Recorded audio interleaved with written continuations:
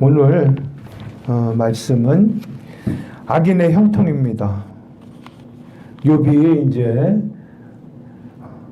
친구들이 와서 세상적으로 욥한테 네가 세상적으로 네가 그렇게 돈 많고 네가 하나님을 못 쫓았기 때문에 당연히 하나님께서 너를 재산을 다 빼앗고 너희 자식도 다 빼앗았다.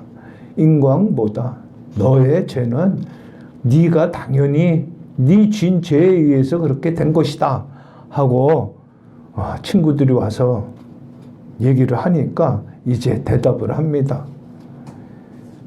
욥이 대답을 합니다. 오늘 말씀을 들어보시기 바랍니다. 악인의 형통을 쫓지 않으려면 첫 번째 용납해야 한다고 합니다. 욥기 21장 3절에 나를 용납하여 말하게 하라. 내가 말한 후에 또 조롱할지니라. 여기서 용납하다는 뜻은 나를 너그러이 받아들이라. 용서하는 마음으로 나를 받아들여라. 친구들한테 그렇게 얘기를 하고 있습니다. 근데 우리도 우리가 내가 나를 용납해야 합니다. 너그러이 받아들이는 그런 삶이 되어야 됩니다.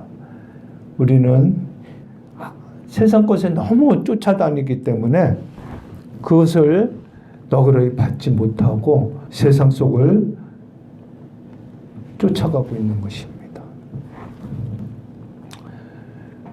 우리는 초급하게 세상 속으로 가고 있습니다. 초급하다. 내가 쫓기듯 세상에서 쫓기듯 쫓아가고 있는 것입니다. 너그러운 세상을 바라볼 수 있게끔 해야 됩니다. 초급하다는 뜻은 나의 영이 매우 낙심하다는 뜻으로 욥은 자신이 결백함에도 하나님의 징계를 받고 있다는 생각에 매우 초조하다는 말씀입니다. 여기서 여러분들은 무엇 때문에 세상에서 초급합니까? 초조합니까? 돈을 못 벌어서 초조합니까? 건강을 못 쫓아가서 초조합니까? 세상 것에 많은 것을 못 가져서 초조합니까? 우리는 돌이켜 봐야 합니다. 너그러이 세상을 너그러이 받아들일 수 있는 그런 마음이 돼야 악인의 형통을 쫓아가지 않는 것입니다. 세상의 악인의 형통을 쫓아가지 않는 첫 번째는 너그러이 용납해야 한다고 합니다. 용납하는 마음을 가지셔야 합니다. 자, 소발로부터 이제 책망을 소발이 지금 계속 욥한테 네 자신의 죄 때문에 지금 너가 이런 고통을 받고 있지 않느냐. 그런 얘기를 계속 듣고 있는 욥은 자신을 용납하여 말하게 한 후에 조롱하라고 부탁하고 있습니다. 우리 세상 속에서 나를 책망하는 사람들이 많이 있죠.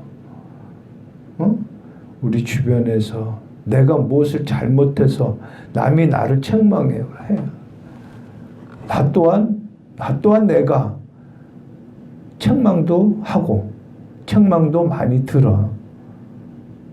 지금 많이 듣죠? 이 목사한테도 많이 책망을 들을 때도 많이 있습니다. 그럴 때 너그러운 마음으로 그 책망을 받아들일 수 있는 믿음이 되어야 됩니다. 또 그런 너그러운 마음으로 책망을 할 수 있어야 됩니다. 그렇게 받아들인 후에 조롱을 하더라도 하라 하고 욥은 소발한테 대답을 합니다. 우리 세상 살아가면서 결백해야 되고 또 환난을 당하는 그런 것들이 많이 있습니다. 자신의 낙심하고 초조한 마음을 표현하여 친구들도 그런 황당하고 절박한 환난에 같이 두려워하고 놀라기를 욥은 친구들한테 바라고 있는 것입니다. 욥이 친구들이 자꾸 책망을 하니까 이제 자기가 결백한데 내가 환난을 당하고 있는 나 자신을 낙심하고 또 초조한 마음으로 친구들한테 이 황당한 환난에 대해서 두려워하고 놀라기를 바라고 있는 것입니다. 이처럼 친구들은 욥의 절박한 처지와 심정을 이해하지 않고 단지 자신들의 논리만 판단하고 정죄하는 사랑이 없는 사람들이었습니다. 나 주변에는 그런 친구들이 없을까요? 그런 지인들이 없나요? 과연 나는 내가 믿었던 주변의 친구들, 세상 친구들, 그 다음에 또 많은 지인들을 통해서 내가 절박하고 아주 어려운 공경에 빠졌을 때 그 처지와 심정을 이해하지 않고 단지 세상적인 논리로 너 스스로 너가 잘못했기 때문에 그런 거 당연하게 그런 고통을 받는 거야. 당연히 네가 죄를 많이 졌기 때문에 너는 그렇게 병을 치르는 거야. 라고 하는 그런 친구들은 없습니까? 그런 정죄하는 사람은 없습니까? 그런 사람들은 사랑이 없는 사람들입니다. 그렇게 정죄하고, 근데 우리가 이제 직접적으로 정죄는 안 해도 우리 주변에서 그런 모습을 많이 봅니다. 우리 가족 주변에서도 우리가 지금 어려움을 겪고 있고 또 병에서 환우에서 벗어나지 못하는데 다른 가족들, 그 가족들이 그 심정을 이해 못하고 참 그 가족들이 멀어질 때 가슴이 아픕니다. 너무나 가슴 아픕니다. 우리는 우리 스스로 이겨내는 것처럼 욥은 지금 친구들이 세상적인 이해와 논리로 놀리고 고난을 세상적으로 해석을 하지만 욥은 그 모든 것이 전능하신 우리 인생의 삶을 지배하시는 하나님이 계시다는 것을 전제로 얘기를 하고 있는 것입니다. 나의 고난과 고통을 너희들이 받아들이고 있습니까? 한번 본인 스스로에게 질문을 해보시기 바랍니다. 나는 얼마나 내 지금의 고난과 고통을 너그러이 받아들이고 있습니까? 용납해야 합니다. 용납해서 그 고난과 고통을 받아들이고 너그러이 받아들이고 하나님이 주신 축복인 것을 받아들이는 그런 믿음이 돼야 악인의 형통에서 벗어날 수가 있고 악인의 형통에서 이겨낼 수가 있습니다. 그리고 악인의 형통으로부터 우리가 자유로울 수가 있는 것입니다. 자, 두 번째는 악인의 형통에서부터 벗어나려면은 늘어나는 악인의 수에 들어가면 안 된다고 하십니다. 21장 7절에 어찌하여 악인이 살고 수를 누리고 세력이 강하냐? 시가 그들의 앞에서 그들과 함께 굳게 서고 자손이 그들의 목전에서 그러하는구나. 어찌해서 욥은 그래요. 어찌해서 악인이 살고 죽지도 않고 악인들은 수가 그 세력이 강하게 늘어나느냐. 세상 속에서. 그런 악인들 속에 우리는 그 악인들의 그 형통함, 잘 먹고 잘 살고 그 수가 늘어나는 곳에 우리는 들어가고 싶어 합니다. 나도 그 악인들처럼 잘 먹고 잘 살고, 잘 먹고 잘 살려면 뭐예요? 세상에서 잘 먹고 잘 살려면은 죄를 짓지 않으면은 잘 먹고 잘 살 수가 없어요.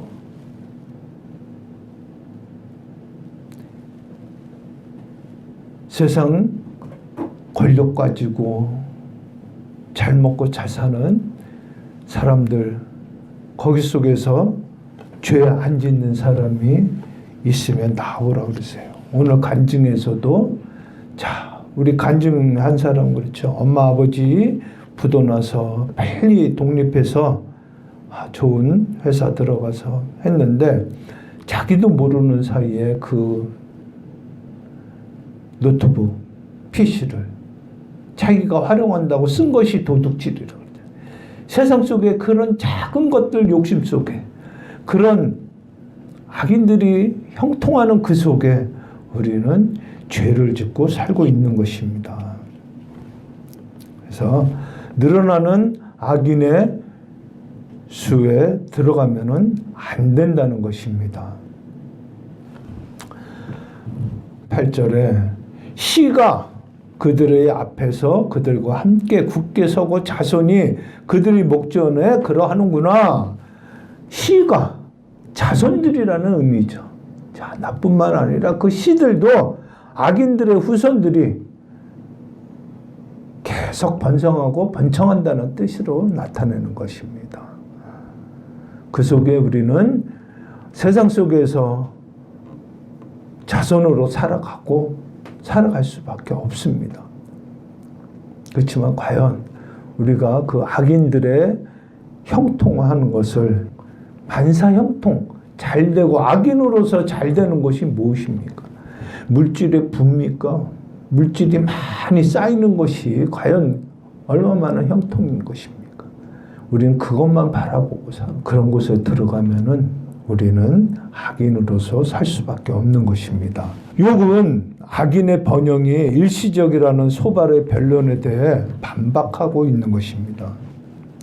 욥은 세상에 실제로 악인이 잘 살고 수명도 오래 누리고 그 세계력이 강한 것을 많이 보아왔습니다. 욥 자신도 잘 살고 자기 아들들 또 하인들까지 누려가면서 그런 경험을 해왔습니다. 또한 그들뿐만 아니라 악인의 자손들까지 그들과 함께 굳게 서고 번영하는 것도 보아왔습니다. 그렇다면 악인은 일찍 죽고 반드시 이 땅에서 멸망한다는 소장의 주장은 틀린 것입니다. 그 소발이 그러잖아요. 너는 악인이기 때문에 너는 지금 하나님한테 그 고통을 받는 거야. 네가 세상에서 그동안 잘 먹고 잘 살고 사람을 죽여야 죄를 진 게 아니라 그 물질 속에 그 물질의 형통함을 바라고 살았기 때문에 너는 죄인이야 하고 소발이 그런 주장들을 하는데, 그랬으면은 욥은 그러면은 내가 악인이었으면은 내가 일찍 죽고 이 땅에서 다 멸망을 해야 되는데 네 주장은 틀리지 않느냐? 왜 다 사람들은 자선 만맘대로 다 이어가고 있지 않느냐? 하고 소발이 얘기하는 것을 욥은 반박하고 있는 것입니다. 욥은 세상이 사람의 이성이 아니라 알 수 없는 절대자의 계획에 의해 움직이고 있음을 깨닫고 있는 것입니다. 그게 누굽니까? 절대자 하나님입니다. 하나님. 죄인들 앞에 악인들이 물질로 통하는, 그렇게 형통하는 그런 것이 이 세상을 끌어가는 것이 아니라 사람의 이성적으로 끌어가는 그런 이 세상의 형통이 아니라, 악인들의 형통이 아니라 절대자 하나님의 계획에 의해서 움직여지고 하나님 계획에 의해서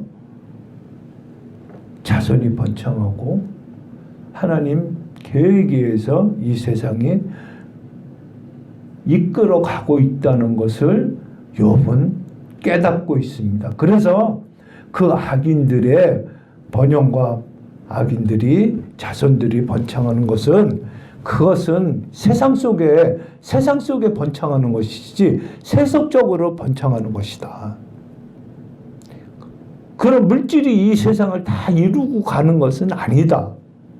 욥은 그렇게 말을 하고 있는 것입니다. 나는 어떤 무리에 들어가고 있습니까? 한번 자신한테 물어봐 주시기 바랍니다.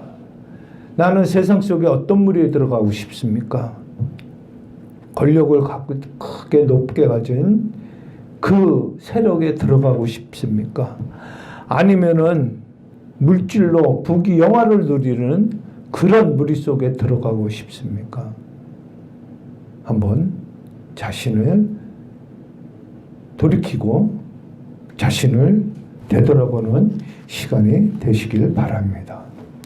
세 번째는 악인의 형통에 안 들어가려면은 절대자의 계획에 순종해야 한다고 합니다. 절대자의 계획에 순종해야 합니다.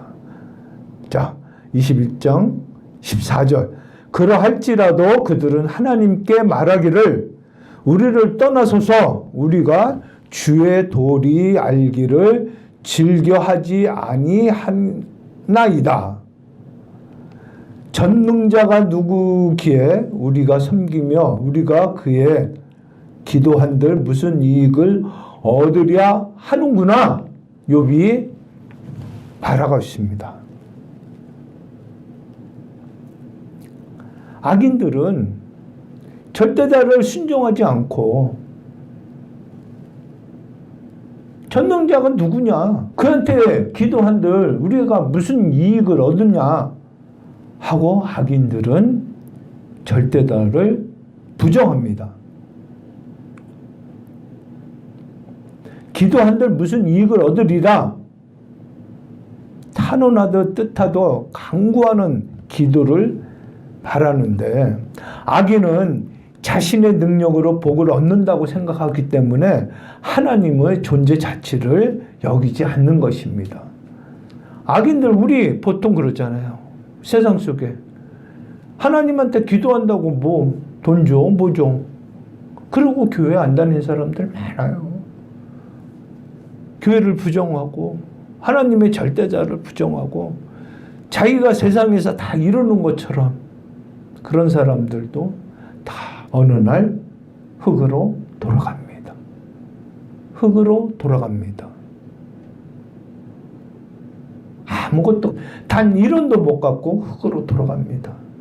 절대자의 계획에 순종해야 하고 절대자를 인정해야 합니다. 우리가 하나님 전능자를 믿어야 됩니다. 그분이 우리의 삶을 조종하고 우리가 그분의 계획대로 움직이고 있다는 것을 인정해야 합니다. 하나님은 계획이 있어서 나를 세상에 보낸 계획이 있으니까 세상에 보내준 것. 내가 활동지원사 처음 시작할 때입니다.